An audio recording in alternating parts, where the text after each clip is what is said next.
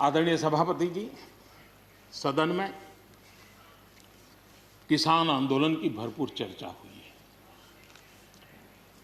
है। ज्यादा से ज्यादा समय जो बातें बताई गई वो आंदोलन के संबंध में बताई गई। किस बात को लेकर के आंदोलन है उस पर सब मौन रहे। आंदोलन कैसा है, आंदोलन के साथ क्या हो रहा है, ये सारी बातें बहुत बताई गई, उसका भी महत्व है।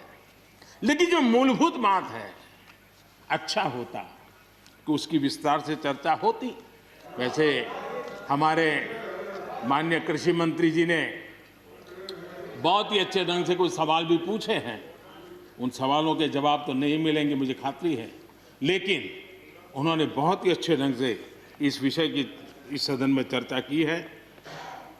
मैं आदरणीय देवेगौड़ा जी का बहुत आभारी हूं कि उन्होंने इस पूरी चर्चा को एक गांभीर्य दिया और उन्होंने सरकार के जो अच्छे प्रयास है उसकी सराहना भी की, क्योंकि वो किसानों के लिए समर्पित रहे हैं जीवन भर, और उन्होंने इस सरकार के प्रयासों की सराहना भी की और उन्होंने अच्छे सुझाव भी दिए।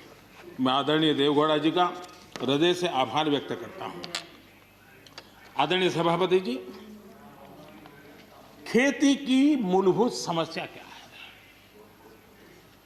उसकी जड़ें कहां है, मैं आज पूर्व प्रधानमंत्री चौधरी चरण सिंह जी ने जो विस्तार से वो बताया था उसी का जिक्र करना चाहता हूं। बहुत लोग हैं जो चौधरी साहब की विरासत संभालने का गर्व करते हैं, वो जरूर इस बात को समझने का शायद प्रयास करेंगे। वो अक्सर 1970-71 जो एग्रीकल्चर सेंसस हुआ था उसका जिक्र उनकी भाषण में हमेशा आता था और उल्लेख करते थे। चौधरी चरण सिंह जी ने क्या कहा था, उनका कोट है, किसानों का सेंसस लिया गया तो 33% किसान ऐसे हैं जिनके पास जमीन 2 बीघे से कम है, 2 बीघे नहीं है, 2 बीघे तक है, 2 बीघे से कम। 18% जो किसान कहलाते हैं उनके पास 2 बीघे से 4 बीघे जमीन है, यानी आधा हेक्टर से 1 हेक्टर, ये 51% किसान है। ये चाहे कितनी मेहनत करे, अपनी छोटी सी जमीन पर इनकी गुजर ईमानदारी से उसमें हो नहीं सकती। ये चौधरी चरण सिंह जी का कोट है। छोटे किसानों की दयनीय स्थिति चौधरी चरण सिंह जी के लिए बहुत ही हमेशा पीड़ा देती थी और हमेशा उसकी चिंता करते थे। अब हम आगे देखें, ऐसे किसान जिनके पास 1 हेक्टर से भी कम जमीन होती है, 1971 में वे 51% थे, आज 68% हो चुके हैं। यानी देश में ऐसे किसानों की संख्या बढ़ रही है जिनके पास बहुत थोड़ी सी जमीन है। आज लघु और सीमांत किसानों की मिलाएं तो 86% ज्यादा किसान के पास 2 हेक्टर से भी कम जमीन है, और ऐसे किसानों की संख्या 12 करोड़ है। क्या इन 12 करोड़ किसानों के प्रति हमारी कोई जिम्मेवारी नहीं है? क्या देश की कोई जिम्मेवारी नहीं है? क्या हमने कभी हमारी योजनाओं के केंद्र में इन 12 करोड़ किसानों को रखना पड़ेगा कि नहीं रखना पड़ेगा? ये सवाल का जवाब चौधरी चरण सिंह जी हमारे लिए छोड़ करके गए हैं। हमें जवाब को ढूंढना होगा। हमें चौधरी चरण सिंह जी को सच्ची श्रद्धांजलि देने के लिए भी, इस काम के लिए जिसको जो सूझे, जिसको मौका मिले, सबने करना होगा, तब जाकर के हम इन कर सकते हैं। अब पहले की सरकारों की सोच में छोटा किसान था क्या? अगर एक बार हम थोड़ा सोचेंगे तो ध्यान आएगा। मैं आलोचना के लिए नहीं कह रहा, लेकिन हमने सचमुच में हम सब ने सोचने की आवश्यकता है। जब हम चुनाव आते ही एक कार्यक्रम करते हैं कर्ज माफी। अब वो किसान का कार्यक्रम है कि वोट का कार्यक्रम है, वो तो हिंदुस्तान में हर कोई भली भांति जानता है। लेकिन जब कर्ज माफी करते हैं तब छोटा किसान उससे वंचित रहता है, उसके नसीब में कुछ नहीं आता है, क्योंकि कर्ज माफी जो बैंक से लोन लेता है उसके लिए होती है। छोटा किसान का बेचारा बैंक में खाता नहीं, वो कहाँ लोन लेने जाएगा। हमने छोटे किसान के लिए नहीं किया है, भले ही हमने राजनीति कर ली हो। 1-2 एकड़ जमीन वाले किसान जिसके पास बैंक का खाता भी नहीं है, न वो कर्ज लेता है, न कर्ज माफी का फायदा उसको मिलता है। उसी प्रकार से पहले की फसल बीमा योजना क्या थी? एक प्रकार से वो बीमा जो बैंक गारंटी के रूप में काम करता था, और वो भी छोटे किसान के लिए तो नसीब ही नहीं होता था। वो भी उन्हीं किसानों के लिए होता था जो बैंक से लोन लेता था और उसका इंश्योरेंस होता था, तो बैंक वालों को भी एक विश्वास हो जाता था, चल जाता था। आज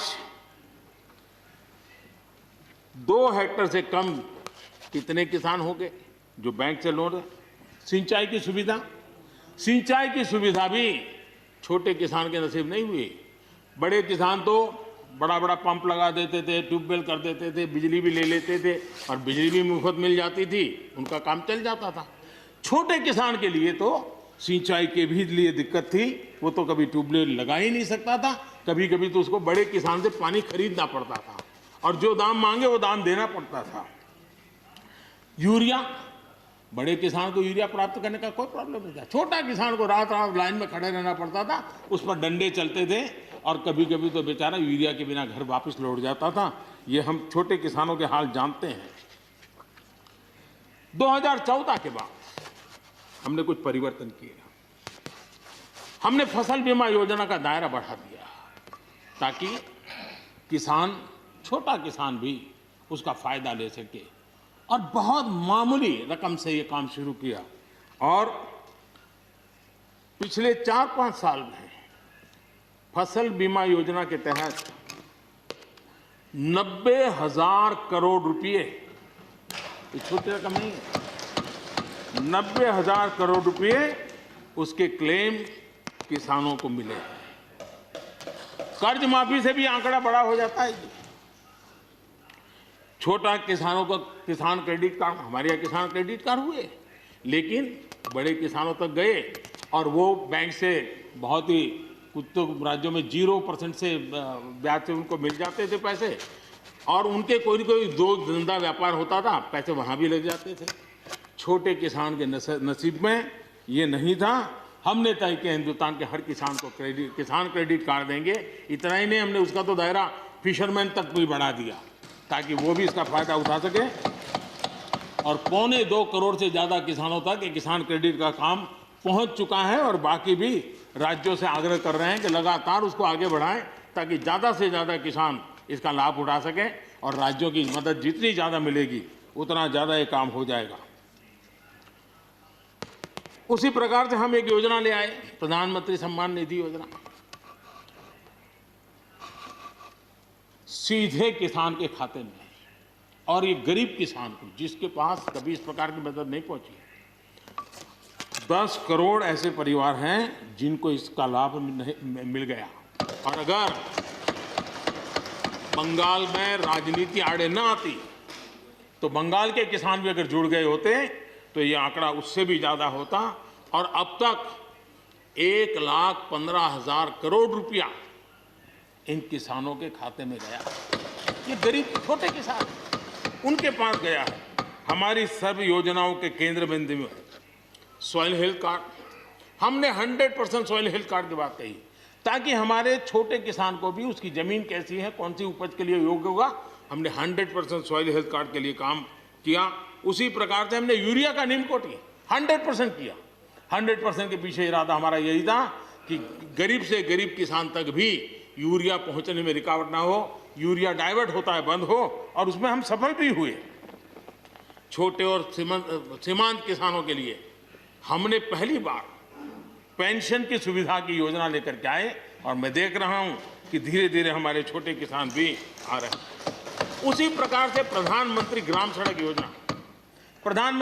सड़क योजना ये सिर्फ एक रोड नहीं है, ये किसानों की गांव की जिंदगी को बदलने का एक बहुत बड़ा यश रेखा होती है और इसलिए हमने उस पर भी बल दिया। पहली बार हमने किसान रेल की कल्पना की।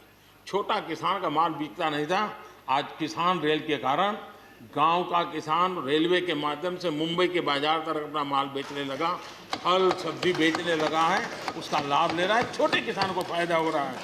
किसान